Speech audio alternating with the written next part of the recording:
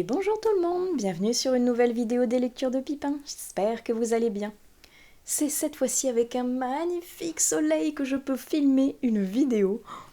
Vous pouvez pas savoir à quel point je suis contente déjà d'avoir une bonne luminosité pour filmer, et en plus qu'il fasse beau dehors, parce que franchement, c'était un été pas très ensoleillé jusqu'à présent, donc profitons-en.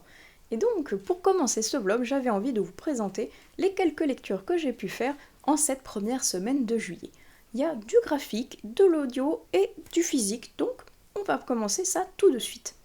Je commence par 2 livres qui étaient dans mon Flowers Book Challenge, 2 livres que j'ai terminés et qui m'ont donc permis de valider 2 catégories distinctes. Et le premier, c'est Tiziri, le tome 2, il est trop bien. Ah, c'est la volonté de Veware, je ne suppose que ça se prononce comme ça. C'est toujours de Alexiane Delis, c'est toujours aux éditions Plume Blanche, et c'est toujours aussi bien que le premier tome. Premier tome, coup de cœur. Deuxième tome, coup de cœur. Le tome de Kael qui est par là-bas m'appelle. Il a très très envie déjà de sortir de sa palle, et quelque chose me dit que s'il est aussi chouette que Tiziri tome 1 et 2, je vais vers un 3e coup de cœur pour la même saga. Et franchement, il y a vraiment tous les ingrédients super chouettes qui font de ce roman une vraie pépite en fait. Il y a une héroïne qui est badass, a des forces comme des faiblesses, qui ne se laisse pas marcher sur les pieds mais qui a beaucoup de crainte quand même parce qu'elle est différente des autres. Elle est face à un peuple qui la rejette et face à un ennemi qui est différent d'elle, qui la rejette, puis ensuite va l'accepter à l'inverse des humains qu'elle côtoie, qui eux ne l'acceptent pas pour sa différence. Elle est dans un monde qui est génial, qui est vivant, qui a une conscience propre, qui nous plonge un petit peu dans un monde à la Avatar où la nature est une entité à elle, en part entière, qui est importante, qui est vitale même je dirais, à la survie de son peuple. Et on est dans une aventure incroyable où les humains ont fait des choses qu'il ne fallait pas. Ils ont caché la vérité et Tiziri est sur le point de découvrir cette vérité et de la faire éclater au grand jour. Mais en faisant ça, elle va au-devant d'une guerre qui semble être impitoyable. Et c'est trop bien. Je pourrais passer des heures carrées à vous parler de cette saga que j'aime tout particulièrement et qui est trop chouette. Et ça, rien à voir, mais la chauve-souris blanche, ça me fait penser à Shikaka, si vous ne connaissez pas. Ça n'a rien à voir avec Tiziri, mais chauve-souris blanche, ça m'a fait penser à ça, voilà. Voilà, référence moisie, mais c'est pas grave, il fallait que je la place. Mais bref, Tiziri, c'est incroyable. Et la présentation des chapitres est vraiment, vraiment belle. C'est Tiffs qui a fait la couverture et les illustrations, et une fois de plus, elle montre qu'elle a un talent mais incroyable pour rentrer dans l'univers de l'autrice et la mettre en lumière comme ça. C'est le combo gagnant, c'est incroyable, c'est vraiment, vraiment chouette. Il y a de tout. Il y a de l'action, il y a de la tristesse, il y a du courage, il y a de la romance, il y a de tout. Vraiment, il y a tous les ingrédients qui sont chouettes. Et avec une romance qui n'est pas omniprésente à l'intérieur du livre et qui vient pas phagocyter le reste, ce que j'apprécie tout particulièrement, honnêtement, voilà pourquoi j'ai voté pour lui, pour le Plib, voilà pourquoi, entre guillemets, il a gagné et que je suis super contente qu'il ait gagné parce qu'il est incroyable. Lisez Tiziri, il n'y a pas d'autre mot. Lisez Tiziri. Il est génial et je pense que d'ici la fin de l'année, je ne vais pas pouvoir résister et Kael va sortir de ma palle parce que j'ai déjà envie de retourner dans cet univers qui m'est vraiment magique. Je ne ferai que le répéter, mais lisez Tiziri. Et le deuxième que j'avais lu donc pour le Flowers Book Challenge, je vous en avais parlé il y a pas longtemps dans un autre vlog. Il s'agit donc de Jeux d'ombre de Ivan Zimberg, publié chez Point. Oui, c'est toujours chez Point, c'est toujours dans la collection thriller, mais d'une vidéo à l'autre, je l'oublie. Bref, la dernière fois, je l'avais à peine commencé, cette fois-ci, il est terminé, il était génial, machiavélique, il est parfait. Il va vraiment nous emmener dans une direction pour ensuite faire 2-3 choses qui vont nous perturber le cerveau, nous faire complètement oublier ce qu'on avait décidé, et pour finalement partir dans une autre direction avec des indices qui avaient été laissés avant et on s'est dit mais je les avais pas vus ceux-là alors qu'ils étaient visibles, qu'ils appelaient à aller dans cette direction indiquée alors que finalement on en avait pris une autre au tout début. Je sais pas si c'est très compréhensible ce que je dis, mais en tout cas, il a plein de ramifications et de ficelles qui sont géniales à suivre. C'est un superbe roman, un superbe thriller, où des enquêteurs sont appelés pour un cadavre qui a été retrouvé, carbonisé. Et ce cadavre, finalement, il s'avère qu'il n'est pas récent, il a été enterré pendant 5 ans, il a été inhumé et brûlé. Mais pourquoi ? On ne sait pas. Et il y a beaucoup plus que ça finalement derrière, avec des enjeux sous tous les aspects qui sont géniaux, qui se recoupent tous et qui finalement deviennent logiques alors qu'on ne le voyait pas spécialement au premier abord. Moi je l'ai trouvé vraiment chouette et la fin est vraiment bien trouvée. C'est pas un happy end comme d'habitude et j'aime bien justement ce parti pris qu'a pris l'auteur. C'était vraiment une bonne idée. Et c'était une super lecture que, pareil, ça faisait très longtemps qu'il était dans ma palle et je ne sais pas pourquoi. Je l'ai laissé si longtemps parce qu'il était vraiment chouette. Donc, une vraie belle découverte. Ensuite, j'ai écouté avec Audible la couverture que je vous mets jusqu'ici, Dernier maître jusqu'au cimetière, qui était présent dans mon abonnement et qui, j'avoue, me tentait pas outre mesure plus que ça. Je ne connaissais pas l'auteur. Le résumé était intriguant, mais pas plus que ça. Et finalement, je me suis dit, la dernière fois que je me suis dit ça, c'était avec Les épouses de Blake, qui me tentait pas plus que ça non plus, et finalement, j'avais passé un excellent moment de lecture. Donc, je me suis dit, allez, je me laisse tenter, je craque, je l'écoute. En plus, c'est un thriller qui fera partie de mon challenge ABC Thriller. Et j'ai super bien fait parce que je me suis régalée. Et j'ai rigolé tout du long parce que c'est Sarcasmeland, il est génial, avec un humour noir mais excellent, qui plaira certes pas à tout le monde, mais moi il m'a régalé. Et on va suivre un homme qui s'appelle Jaco, où le livre, quand il commence, cet homme sait qu'il va mourir parce qu'il a été empoisonné depuis très longtemps. Il ne sait pas par qui, il ne sait pas pourquoi, et que le délai va être très court parce qu'apparemment ça se joue en semaines. Donc il est complètement désemparé, déboussolé. Pourquoi, à quel moment quelqu'un l'aurait empoisonné, dans quel but en fait? Il est perdu. Il n'a qu'une envie, c'est de rentrer chez lui et d'en parler à sa femme parce qu'il est à la tête d'une entreprise de champignons en Finlande où en gros il les récolte et il les envoie au Japon qui sont un client féru de ce champignon qui ne pousse que dans les bois finlandais. Et il se ressasse dans la tête tout ce qui s'est passé depuis ce début de vie pour savoir qui pourrait lui en vouloir. Et manque de peau, quand il rentre chez lui, il trouve sa femme en train de le tromper avec le livreur de sa société. Et là, il se dit que rien ne va plus. Rien ne va plus du tout, franchement, il est à 2 doigts de crever. Sa femme le trompe avec un autre depuis certainement bien plus longtemps que ce qu'il pensait.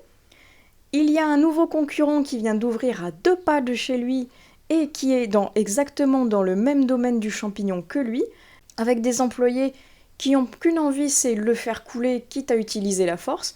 Et là, il se dit, c'est plus possible. Franchement, il a une vie de merde, et quitte à crever, il va enquêter et il va emmener tout le monde avec lui. Et c'était génial de savoir, de faire la recherche comme ça avec lui, est-ce que c'est sa femme qui l'empoisonne pour pouvoir récupérer la société et rester avec son amant? Est-ce que finalement c'est une autre personne de l'entreprise qui a décidé de devenir patron à la place du patron? Ou est-ce que c'est le nouveau concurrent qui a envie de l'écraser et de le tuer par la même occasion? Comme ça, il a le champ libre et récupère ses clients. Bref, il y a plein de ramifications comme ça qui arrivent, qui viennent chambouler tout avec des situations rocambolesques, avec un humour omniprésent. Et moi, je me suis régalée. Franchement, je m'attendais à rien en le téléchargeant et j'ai rigolé. J'ai passé un excellent moment avec une explication au final sur le coupable où j'étais là, c'est un peu nul quand même. Franchement, c'est le seul truc où on est dans l'absurde, on est dans le ridicule presque, on est dans le sarcasme à fond. Et quand la vérité tombe, j'étais là, C'est tellement tiré par les cheveux. C'est presque pas pourri entre guillemets, mais on s'attend à tout sauf à ce truc qui est complètement fou. J'étais là, mais non, mais c'est ridicule, mais c'en est tellement drôle que c'est vraiment bien joué. Ça match avec l'ambiance de ce livre, qui est incroyable. Franchement, il est super fun. La diction du narrateur est parfaite, avec des situations, mais je vous dis, de fou. Si vous avez l'occasion de l'avoir dans votre abonnement Audible, lisez-le, écoutez-le. Moi, je me suis en tout cas régalée. Il était super fun. Je vais vous parler d'un petit SP avant de passer au graphique. Il s'agit de J'ai deux amours de J.R. Lee, que je remercie énormément de m'avoir fait parvenir son ouvrage en e-book pour que je puisse le découvrir. Et à l'heure où je tourne cette vidéo, le livre est déjà sorti puisqu'il sera disponible sur Amazon depuis le 6 juillet. Donc si jamais il vous intéresse, n'hésitez pas à aller le dénicher. Et en plus, on sera vraiment au cœur d'un événement mondial qui va faire écho au livre puisqu'on va parler à l'intérieur de Jeux Olympiques de Paris. Comment vous dire que cette vidéo tombe à point nommé puisqu'on sera en plein dedans quand normalement elle devrait sortir. Et donc avec cette couverture qui nous donne envie de plonger au cœur d'une piscine bien fraîche, on va suivre Alexandre qui justement est un jeune nageur prodige. C'est sa première grande compétition, ses premiers Jeux Olympiques et il rêve de briller malgré le stress qui l'étreint. Parce qu'il a très envie de gagner l'or, bien évidemment, mais il a très peur de décevoir toutes les personnes qui comptent sur lui aussi. Et à côté de lui, on va suivre également Oksana. Oksana, qui est une brillante avocate, qui est de passage à Paris pour profiter également des Jeux Olympiques et pouvoir en même temps visiter cette ville qui la faisait tant rêver. Et Oksana, elle a un passé qui est assez trouble, assez mystérieux, qu'on apprend petit à petit par le biais de réminiscences qu'elle a avec sa mère qui est décédée dans d'étranges circonstances, et on va en apprendre un petit peu plus sur elle, sur son passé, sur sa mère, et avec Alexandre au fil du récit, parce que ces deux destins vont venir se percuter, se chambouler, et il va falloir qu'ils fassent des choix entre les enjeux qu'ils ont chacun de leur côté, entre les passions nouvelles qu'ils semblent éprouver l'un pour l'autre, et entre ce qu'ils veulent vraiment et ce qu'ils doivent faire. Ils vont devoir faire des choix qui ne seront pas toujours bons et qui vont avoir des conséquences parfois tragiques et parfois planétaires même, je dirais. Mais je ne vous en dirai pas plus parce que je vous laisserai découvrir tout ça. C'est une romance, certes, mais c'est une romance à suspense. Donc il y a quand même bien plus que ça derrière, beaucoup d'enjeux, beaucoup de mystères, que l'auteur arrive à nous distiller petit à petit au fil de ses lignes, tout en nous faisant vivre l'effervescence des JO comme si on y était, et en nous faisant également visiter Paris, la ville de l'amour, qui fait résonner à nos oreilles la chanson éponyme au titre J'ai deux amours de Joséphine Baker. Moi honnêtement, je l'avais constamment en boucle dans la tête quand je lisais parce que elle résonnait. De par le titre, elle résonnait dans ma tête à la lecture à chaque fois de cette grande aventure qui se lit vraiment toute seule.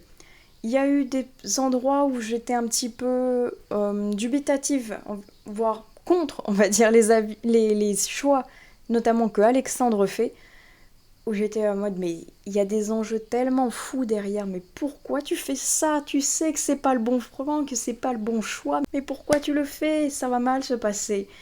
Il y a des moments, je ne voulais pas qu'il fasse ce choix-là, mais il fallait qu'il le fasse pour la continuité de l'histoire, et finalement, avec ce qui se passe derrière, c'était logique qu'il fasse ce choix parce que c'était voulu. Je ne vous dirai pas pourquoi non plus, je vous laisse le découvrir, mais l'auteur arrive à nous l'amener de manière subtile, avec certes des fois des agissements un petit peu fous, un petit peu exacerbés, mais par la passion de ce jeune homme qui ne sait pas comment maîtriser ses émotions, et c'était pas mal du tout. Donc je vous invite à le découvrir, et si jamais il vous plaît, à vous rendre sur Amazon pour pouvoir l'acheter et soutenir un auteur en même temps. Et on va donc terminer avec 3 petits graphiques. Un que j'ai déjà redonné à ma médiathèque, donc je vous le mets juste ici. Il s'agit du 6e tome de L'Éden des sorcières. J'avance petit à petit, et je crois que je suis arrivée au même niveau que les parutions, donc je suis à jour. Et c'est assez rare pour le préciser. Et franchement, j'aime toujours autant, toujours aussi dynamique, avec un design qui est toujours magnifique, et une histoire qui coupe systématiquement dans un endroit terrible quand il n'y a pas la suite qui est sortie. C'est vraiment bien joué et frustrant en même temps, mais ça donne envie, justement, de continuer la série, d'aller plus loin, donc c'est bien joué. Et c'est toujours aussi mystérieux, il y a encore plein d'éléments qui nous manquent. Avec ce 6e tome, on a envie d'aller plus loin, donc j'ai très hâte maintenant que le 7e sorte pour que je puisse continuer la série. Et ensuite, la série que je voulais vous présenter, vous l'avez vu certainement si vous avez regardé mon vlog spécial Pal de l'été, et c'est une palle où j'avais envie de voyager, notamment sous l'eau, avec les fameux Deep Sea Aquarium, qui sont vraiment beaux. C'est de Kiyomi Sugichita, et c'est publié aux éditions Vega dans la collection Seinen.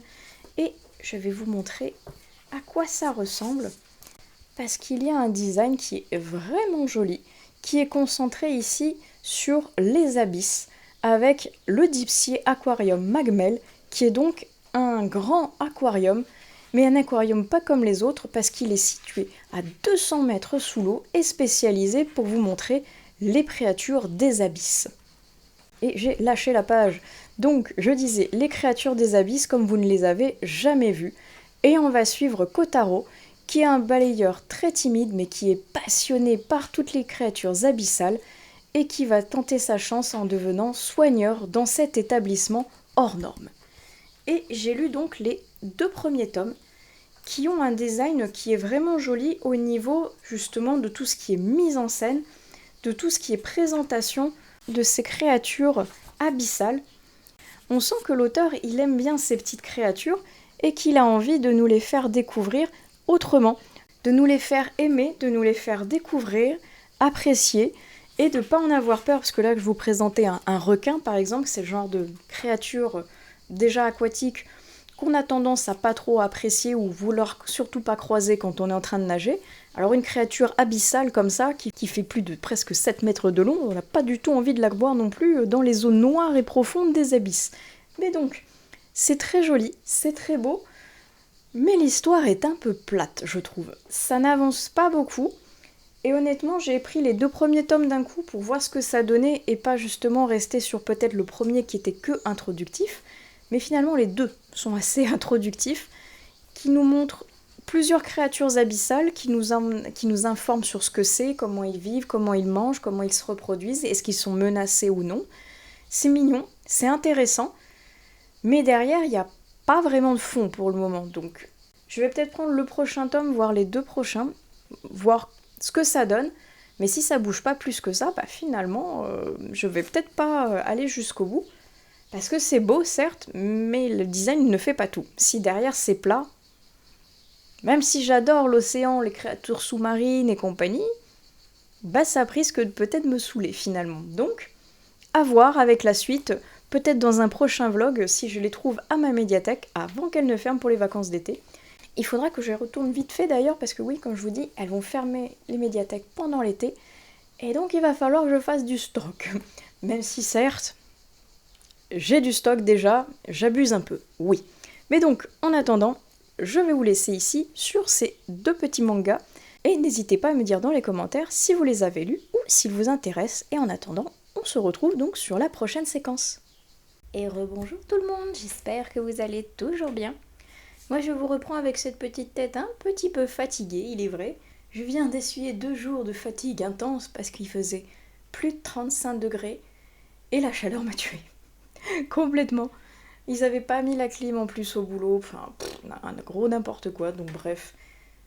J'allais pas très bien et donc j'ai une petite tête un peu fatiguée, mais ça y est, je remonte la pente. Et donc je prends la caméra pour vous parler de 2-3 petites choses que je vois par ici. Notamment, je vais vous montrer ce que j'ai reçu. Alors, à l'heure où sortira cette vidéo, ma mère aura reçu son cadeau d'anniversaire, donc je peux vous le montrer ici parce qu'il s'agit d'un livre. Et il s'agit de Emma de Jean Reno, qui est publié chez les éditions XO. Je ne l'ai pas lu, mais il m'intrigue fortement parce que Jean Reno, l'acteur, oui, regardez, il est même ici. Et ça m'intriguait fortement de voir ce que justement il pouvait écrire en policier, après qu'il ait joué dans plein de films et plein de séries du même style. Donc j'étais super curieuse de voir ce que ça pouvait donner, et ma mère aimant beaucoup cet acteur et les policiers, quelque chose me dit que ça devrait beaucoup lui plaire. Donc quand ça sortira, elle l'aura reçu, et peut-être possible que je lui pique quand elle l'aura terminé, parce que il m'intrigue vraiment beaucoup. Dites-moi si vous l'avez lu dans les commentaires, et si vous saviez que Jean Reno avait écrit un livre, parce que quand j'ai voulu le commander à ma librairie, elle ne le connaissait pas, et elle savait donc pas que Jean Reno, le Jean Reno que l'on connaît en tant qu'acteur, avait écrit un livre. Donc ça les avait intriguées elles aussi, et finalement elles l'ont commandé pour elle également. Donc ce fut une sortie fortement productive. Et ensuite, en même temps que celui-ci, j'avais fait la précommande d'un livre qui sortait le 3 juillet dernier, et dont je vous avais parlé sur la vidéo de la wishlist qui m'intéressait au niveau de ces mois d'été. Et je vous avais dit, s'il y en a un sur lequel je dois craquer, ce sera celui-ci. Et voilà, c'est chose faite, j'ai craqué dessus. Et pour le moment, c'est le seul que j'ai commandé. Je n'en ai pas commandé un seul de la wishlist que je vous ai présenté au mois de juin. Et au mois de juillet, je pense que ce sera également le seul que je commanderai. Et au mois d'août, je ne sais pas encore, on verra, suivant le budget. Mais en attendant, regardez. Tadalalam, comme dirait Zelda. Oh, un beau bébé. Le voici, le voilà. Le premier tome de la trilogie, le livre qui refusait de brûler. De Mark Lawrence. Aïe aïe aïe. C'est chez Brajlon et regardez ce qu'ils ont fait, comme c'est beau, cette couverture. Ce dos, cette quatrième et le jaspage. Le très joli, jaspage qui reprend cette fabuleuse bibliothèque de la couverture. Et il y avait donc également de très jolis end-pages qui sont les mêmes en début et fin de livre. Et ensuite, au niveau de la pagination, ça se présente comme ceci, avec un beau livre, avec un petit effet, je trouve, un peu parchemin. Il est un peu blanc cassé, vous voyez, pas très blanc, pas très jaune, il est entre les deux. Et je trouve que ça va bien avec l'ambiance que ce livre dégage, en tout cas, qui fait un petit peu manuscrit, vieux livre mystérieux qu'il y a dans une bibliothèque magique. Oh, et il y a un signet aussi. Le voilà. Donc, il est trop beau. Et franchement, j'ai hâte. Très hâte de le découvrir, même si d'après ce que j'ai cru comprendre, c'est quelque chose d'assez contemplatif comme récit, d'assez lent, d'assez posé, avec assez peu d'action, mais justement une ambiance descriptive qui nous imprègne du début à la fin. Je suis très curieuse de lire ce gros bébé, une fois de plus, j'ai l'impression que je ne craque que pour des gros romans, mais il a l'air super chouette. Et j'ai vu la couverture du tome 2, oh, elle est merveilleuse en anglais, je vous la mets juste ici. Pourvu qu'ils reprennent la même pour les éditions françaises. Quelque chose me dit que oui, puisque ça c'est la couverture anglo-saxonne donc. Mais en attendant, voilà. La petite merveille qui est rentrée ce mois-ci dans ma palle. Et je suis pas sûre de le lire pour cet été. C'est un peu une vibes un peu dark academia, je sais pas ce que vous en pensez. Mais donc, peut-être plutôt automne, je dirais. Oh, j'avais pas vu, il y a un corbeau. Là. Beaucoup trop chou. J'adore les corbeaux, je trouve ça trop mignon. Enfin bref, c'est pas le sujet. Le sujet, c'est que il est arrivé dans ma palle comme j'avais pressenti au niveau de ma wishlist. Et maintenant, j'ai très hâte de le découvrir, comme beaucoup d'autres romans que j'ai très hâte de découvrir. Il est vrai. Mais en parlant de lecture, laissez-moi vous présenter ma lecture du moment qui est quasiment finie à 100 pages près. Une soupe à la grenade. Elle est de Marsha Meran, je ne sais pas si ça se prononce comme ça, et c'est publié aux éditions Piquier.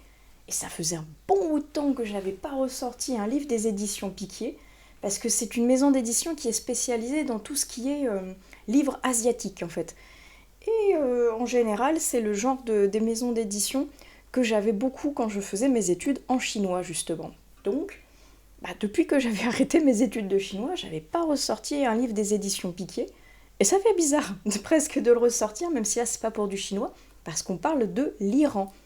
Et il était présent dans ma vidéo du road trip littéraire que je vous avais présenté dans une précédente vidéo. Oui, elle est dans le petit juste ici, si ça vous intéresse. Et j'avais très envie d'aller voyager entre l'Irlande et l'Iran avec ce petit livre qui avait l'air culinairement parlant délicieux. Et il est très chouette. Honnêtement, je voyage justement entre ces deux pays, entre une histoire qui est ancrée dans l'Irlande avec ces trois sœurs qui viennent d'émigrer de l'Iran après la Révolution pour y échapper. Et elles nous emmènent dans leur culture culinaire de leur pays, tout en ayant des passages un petit peu, entre guillemets, historiques de leur vécu dans ce pays qu'elles ont dû fuir. Et ça mélangé avec leur adaptation au niveau de l'Irlande, donc dans un pays totalement étranger, qui n'aiment pas bien les étrangers à cette époque-ci en plus. Donc elles vont devoir faire face à un nouveau pays, à une nouvelle culture, une autre langue et le racisme. Donc ça fait beaucoup pour des jeunes filles dont la plus âgée a à peine une vingtaine d'années. Mais elles font face à l'adversité et elles touchent le cœur des gens grâce à des recettes doucereuses, incroyables. Et c'était vraiment super chouette. Je l'ai presque fini, mais je peux vous dire que c'était une très jolie lecture qui m'envoûte. En plus, je vais vous montrer, il est entrecoupé de recettes de cuisine. Incroyable. Ça donne envie de les essayer. Mais il y a un truc qui m'a choquée, par contre, c'est il faisait une présentation, vous voyez, de l'autrice que je trouve absolument magnifique. C'est une très belle femme. Et ça m'a choquée, il y a marqué donc elle est née à Téhéran à la veille de la révolution iranienne, elle a écrit une soupe à la grenade qui a un grand succès, c'est un tome 1 d'ailleurs, le roman est traduit et publié en plus de 15 langues, et en 2014, l'écrivaine est retrouvée morte dans de mystérieuses circonstances. Oups, j'étais là. Ah, mais elle est super jeune. Elle est morte, elle avait une trentaine d'années et dans des conditions étranges. Mais qu'est-ce qui lui est arrivé à la pauvre fille? Franchement, si j'étais là, il est bien son livre, c'est dommage, franchement, la pauvre. J'étais là, je vais le lire, mais avec une saveur un petit peu plus amère derrière, parce que finalement, elle n'aura pas trop connu le succès de son livre, malheureusement. C'est trop triste et trop étrange, les circonstances bizarres qu'ils annoncent. Bon, voilà. Mais sinon, il est super chouette. Et je savais pas que c'était encore un tome 1 avant de me lancer dans l'aventure. Faut que j'arrête de commencer des séries sans savoir que c'est des séries. Je pensais que c'était un one-shot, mince. Mais en attendant, il est super chouette. Et si vous voulez un moment d'évasion culinaire et littéraire, il pourrait très bien vous convenir. Et si on basculait à présent dans un petit côté graphique, parce que j'en ai 3 là, que je vais rendre à ma médiathèque dans pas longtemps, et il y en a 2 qui sont plutôt estivaux, et celui que je vais vous présenter, lui, une fois de plus, conviendrait parfaitement pour le pumpkin. Et il est super chouette. Je me suis régalée. C'est un tome 1, lui aussi, décidément. Mais, comment dire, c'est pas ma faute. Je savais pas non plus en le commençant. Mais bon, c'est vrai qu'il y avait un gros 1 marqué sur la couverture. Ça aurait peut-être dû me mettre la puce à l'oreille, mais bon, qu'importe. Regardez cette petite chose, que c'est trop beau. Les secrets de Wilson, donc le tome 1, et c'est de 1002, 1000 tout, je ne sais pas, mais c'est de 1000 donc, et c'est publié, mais qui est-ce?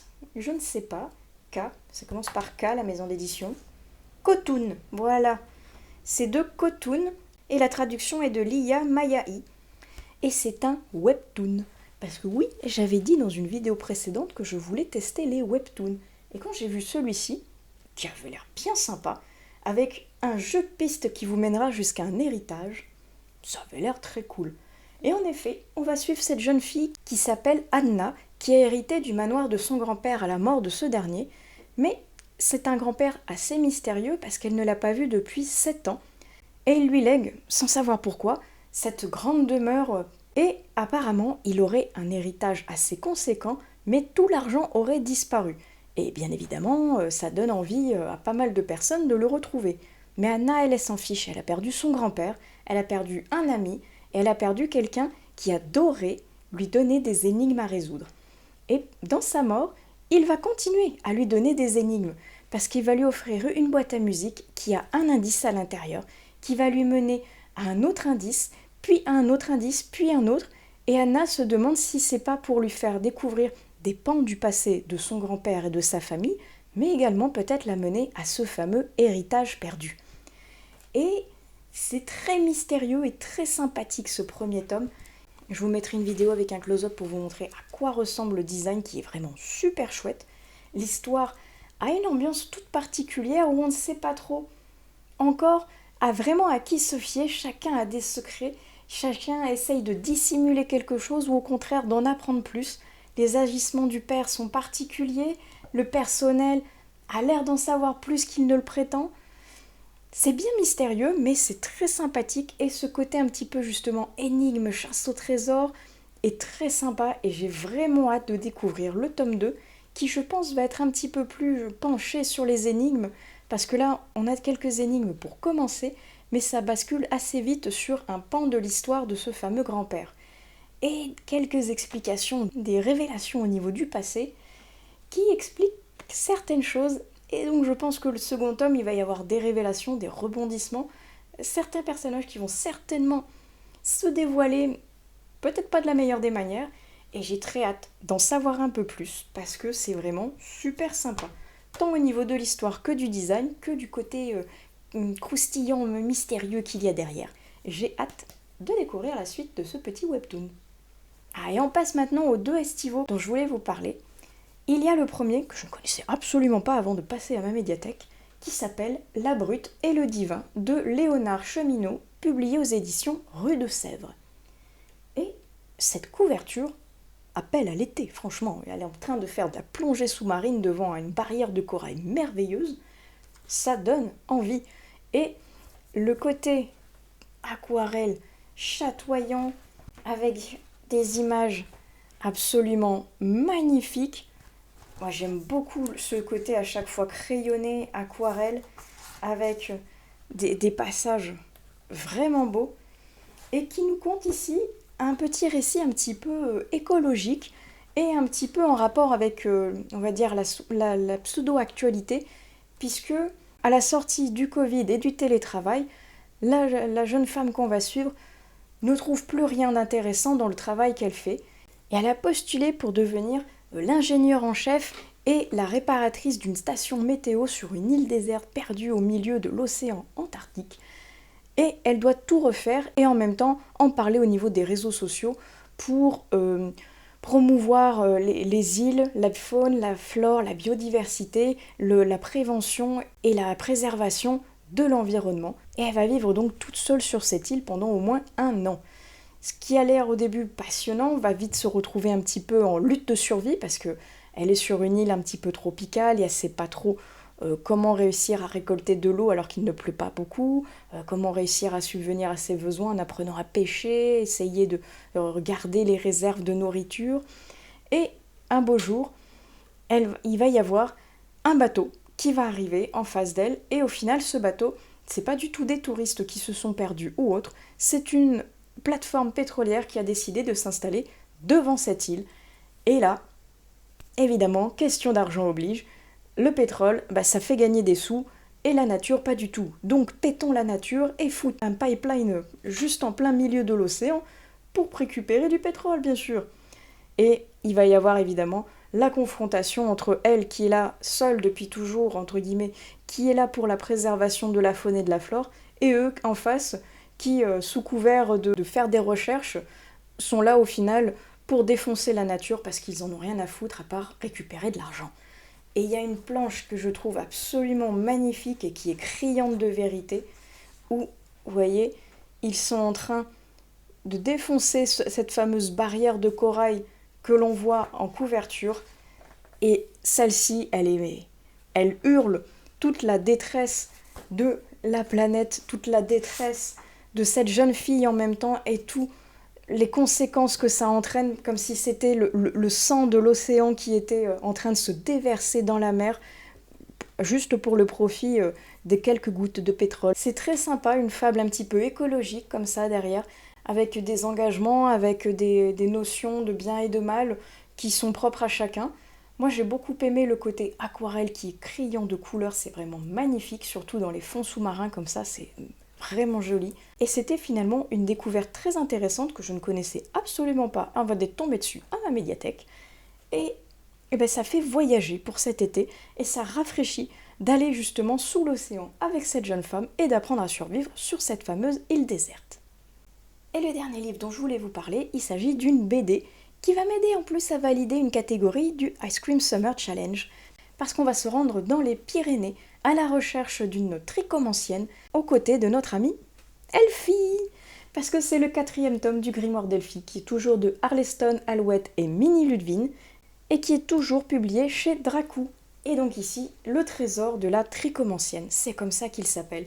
Et c'est toujours aussi joliment dessiné, avec une mise en page toujours aussi ludique, interactive, magique, et qui en plus nous donne un côté un peu plus festif qu'une BD traditionnelle avec des cases juste implantées de manière classique. C'est toujours aussi sympa. Et je pensais que ça allait être le dernier tome, mais pas du tout finalement. Il y a un autre tome en préparation déjà, et j'ai toujours envie de continuer les aventures magiques de notre petite Elfie, qui, si vous ne connaissez pas cette série, elle a le pouvoir de faire vivre les origamis qu'elle crée avec son livre magique. Et je vous en dis pas plus, je vous laisse découvrir les aventures toujours aussi choues d'Elfie, avec pareil des beaux messages derrière.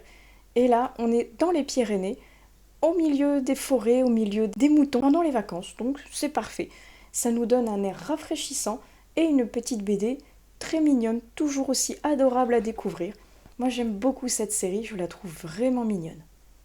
Et je pense que je vais clôturer cette vidéo aussi en vous parlant de ma dernière lecture que j'ai terminée, qui était un SP. Il s'agit du premier tome d'une trilogie qui s'appelle L'Immortel. Le tome 1 se nomme La Clé de Cuivre, c'est de Marie Lyonnais et c'est publié aux éditions Cadaline. Édition que je remercie car c'est eux qui m'ont fait parvenir ce premier tome. Donc un grand merci à eux et regardez cette très jolie couverture qui, dans les bleus un petit peu brumeux comme ça avec un manoir foggy dans le fond, moi ça m'appelle la magie, ça m'appelle le mystère et ça appelle l'Angleterre. Parce que c'est bien en Angleterre que cette histoire va se passer, où on va suivre Anna, qui est une étudiante en lettres toute somme lambda, qui adore passer ses journées à cheval avec sa meilleure amie, à lire ou alors à se balader en Angleterre avec sa sœur. Tout se passe bien dans sa petite vie jusqu'au jour où elle va être témoin d'une agression et où elle va décider de s'interposer. Malheur lui a pris, parce que les adversaires déjà sont super costauds, et heureusement que quelqu'un passait par là pour la sauver in extremis de leurs griffes. Mais pas de bol, en la sauvant, ça lui a mis une cible dans le dos et maintenant les ennemis veulent la retrouver. Donc cet étrange et mystérieux jeune homme a décidé de la protéger avec son clan. Et elle va se retrouver au milieu de quelque chose auquel elle ne s'y attendait absolument pas. Une guerre ancestrale entre deux clans rivaux et qui ne sont pas humains. Ce sont des immortels qui ont des pouvoirs. Et il se pourrait qu'elle soit aussi immortelle et qu'elle ait également des pouvoirs qu'elle va devoir apprendre à contrôler, à gérer et qu'elle va devoir digérer la nouvelle aussi parce que elle passe du jour au lendemain de frêle humaine où tout va bien à immortelle avec des pouvoirs que les ennemis recherchent pour pouvoir la tuer. Donc, ça fait beaucoup à assimiler pour elle, mais elle n'a pas beaucoup le temps pour pouvoir se reposer et digérer l'info parce que elle est en danger et elle doit apprendre à maîtriser ses fameux pouvoirs. C'est donc un tome 1, comme je vous disais, premier tome d'une trilogie. Les 2 premiers tomes sont déjà sortis et le 3e sortira fin août, donc si jamais ça vous plaît, les 3 seront quasiment disponibles en même temps. Et ce premier tome, je dois avouer que j'aurais aimé si j'avais quelques années de moins, je pense. Alors je ne l'ai pas détesté, loin de là, je l'ai trouvé sympathique, mais mes goûts littéraires ayant évolué, je pense que je ne suis plus la cible pour ce style de lecture qui est plutôt pour un public ciblé young adulte. Et les vibes qu'il y a à l'intérieur sont chouettes. On va être au cœur justement de magie, au cœur de pouvoir, au cœur d'une lutte ancestrale avec des mystères, avec une quête pour retrouver cette fameuse clé qui est là pour ouvrir des portes scellées qui contiennent des mystères, qui contiennent des choses secrètes qui sont recherchées par les 2 clans. Et il y a toute cette magie, tous ces pouvoirs et tout ce côté romantique qu'il y a derrière entre ces 2 personnages que tout devait opposer, avec cette jeune fille qui se croyait humaine, classique, et qui finalement se voit être d'une entre guillemets race supérieure parce qu'elle va être immortelle, donc qui a des pouvoirs, et ce jeune homme qui l'a sauvée, qui était au tout début pas très, un petit peu réticent quand même pour la sauver. Et c'est plutôt, il a fait ça par réflexe, par devoir plutôt que par compassion. Et maintenant, bah, le problème c'est comme il a sauvé, il doit se la coltiner parce que c'est lui qui doit la protéger. Et ça le saoule, vraiment ça le saoule. Donc ça va être un Enemies to Lovers avec une romance qui prend une place beaucoup trop importante pour moi qui n'aime pas la romance. Donc moi ça ne l'a pas fait.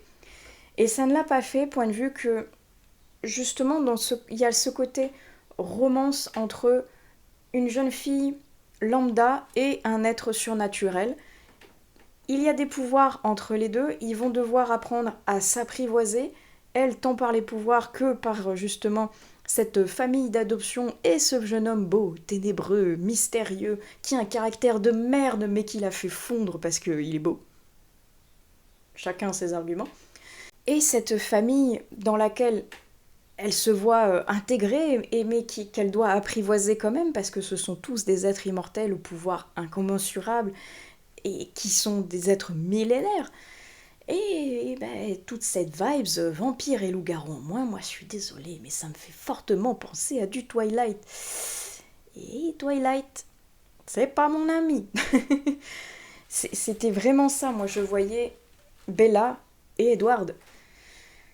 Un mec taciturne qui a des pouvoirs et qui refuse de l'approcher parce que, oh, la différence d'âge, attends, moi je suis millénaire et toi t'as 22 piges.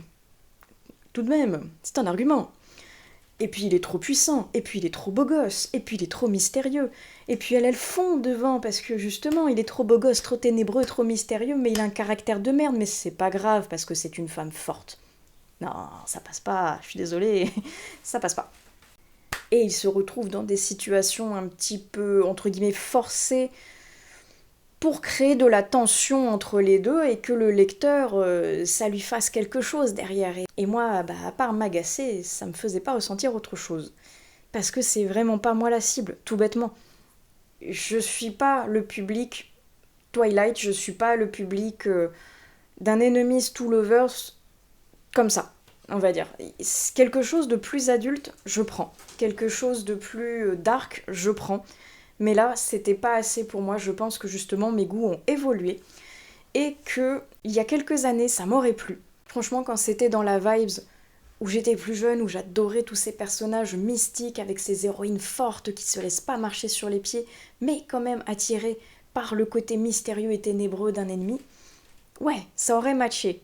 Mais j'ai grandi, j'ai mûri et évolué, et moi c'est plus ce que je recherche malheureusement maintenant. Mais je pense qu'il y a un public énorme pour ce style de livre, et c'est une trilogie qui je pense est super abordable au vu de la plume de ce premier tome, qui est très fluide, bien détaillé, qui nous emmène dans une ambiance d'Angleterre magique, qui va plaire à un large public je pense, mais donc pas à moi. Donc malgré tout, je vous invite à le découvrir, parce que je pense franchement qu'il y a un public cible derrière qui serait ravi de lire ce style d'histoire. Et d'ailleurs, peut-être que cette histoire vous parle parce qu'elle a été complètement rééditée en fait. Elle existait avant sous 2 tomes uniquement, le 3e n'avait pas encore été écrit, et ils étaient publiés sous la plume de Marilyn Stellini. Et là, l'autrice a changé de nom pour Marie Lyonnais, mais donc peut-être que vous avez déjà entendu ou vu passer cette série par le passé. Elle a été complètement refaite avec de nouvelles couvertures, un nouveau résumé, une plume revue et réadaptée au style de l'autrice qui a donc évolué. Et je vous invite fortement à le découvrir si toutes ces vibes vous conviennent, parce que je pense que ça pourrait plaire à beaucoup de personnes. Et sur ce, je pense que je vais arrêter ici cette séquence, j'ai déjà beaucoup parlé. Et je vais donc vous laisser ici, parce que mon voisin m'a appelé, il a des mirabelles en trop et il ne sait pas quoi en faire. Donc, vous savez quoi ? Je vais vous emmener avec moi, parce que j'ai ouï dire comme quoi vous vouliez avoir quelques recettes de cuisine par ici. Suivez-moi, je vais vous montrer tout ça.